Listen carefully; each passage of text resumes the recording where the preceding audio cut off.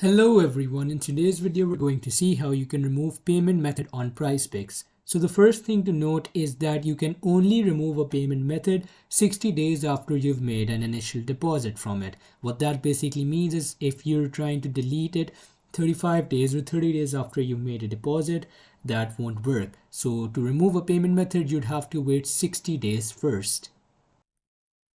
Simply what you're going to do is you're going to go to your deposit section and you're going to go to the deposit option by the top right corner by pressing on this, and you'll see a drop down menu from where you'll select it. If you've already used your account, it will show up. When you go to your deposit option, you will basically click on it, and from there you will see the card details or the accounts that you've added on Prizepicks. Now if there's a trash can icon right next to your account details, that means 60 days have passed and you'll be able to remove it from Prizepicks.